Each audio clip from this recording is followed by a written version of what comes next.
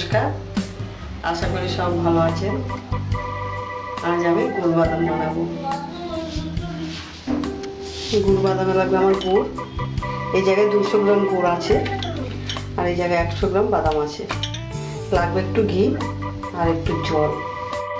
আমি গ্যাসটা জ্বালাবো, কড়াইটা বসিয়ে আমি বাদামটা শুকনো খোলায় ভেজে নেব।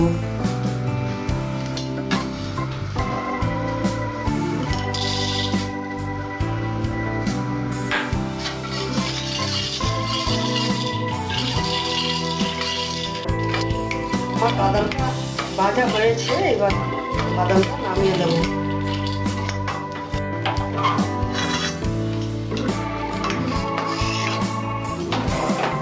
এবার একটু জল দেবো কড়াইতে।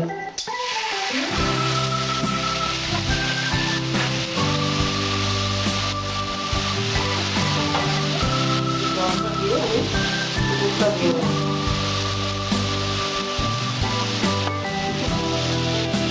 এটা আপনারাও করে খাবেন,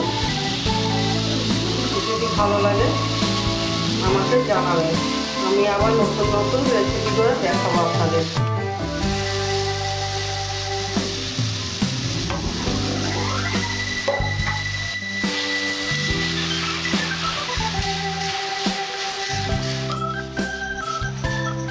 এই গুড়টা এখন জাল উঠবে, এরকম করে বসে বসে খোসাগুলো একটু ছাড়িয়ে নেব।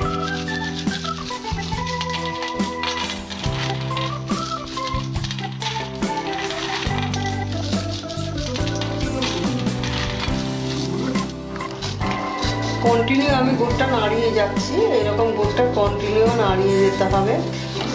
আর এটা চেক করতে হবে, একটু জলে দিয়ে এটা চেক করে নিতে হবে। এরকম জলে দেবেন, যখন গুড়টা ভেঙে যাবে তখন আপনি বাদামটা দেবেন। আঁচটা কম থাকবে।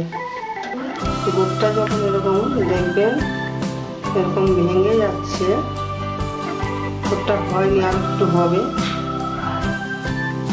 আর একটু হবে গুড়টা। এরকম গুড়টা এরকম ভাঙবেন, ভেঙে যাবে যখন, তখন আপনি বাদামটা দেবেন।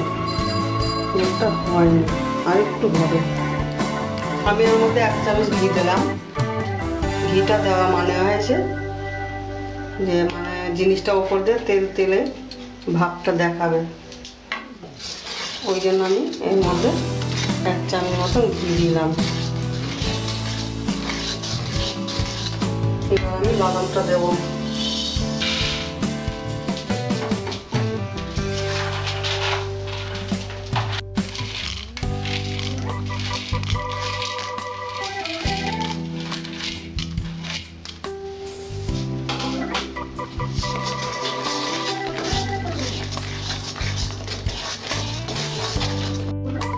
এটার মধ্যে একটু ঘি মাখিয়ে নিলাম, এটার মধ্যে আমি ঢালবো।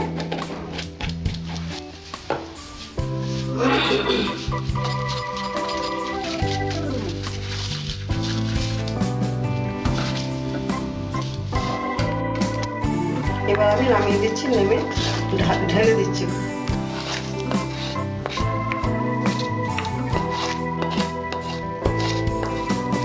ক্যাডবেরির মতো কালার হয়েছে, খেতে খুবই টেস্টি হবে।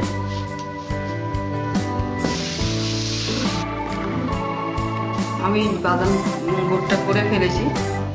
বাদাম গুড়টা আমার তৈরি হয়েছে। এইরকমভাবে করবেন।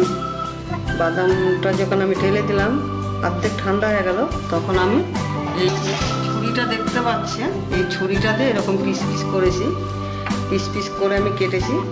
যখন এটা পুরো ঠান্ডা হয়েছে তখন আমি এটা তুলে দিয়েছি, এমনি হাত দিয়ে তুলে দিয়েছি। তুলে আমি এটা দেখাচ্ছি। এবার আপনারা এরকমভাবে করবেন, করে নিজেরা খাবেন, আত্মীয়-স্বজনদের খাওয়াবেন। আমার এই ভিডিওটি যদি ভালো লাগে আপনাদের, আমার চ্যানেলটিকে সাবস্ক্রাইব করবেন, লাইক ও শেয়ার করবেন। আমার ভিডিওটি দেখার জন্য আপনাদের ধন্যবাদ।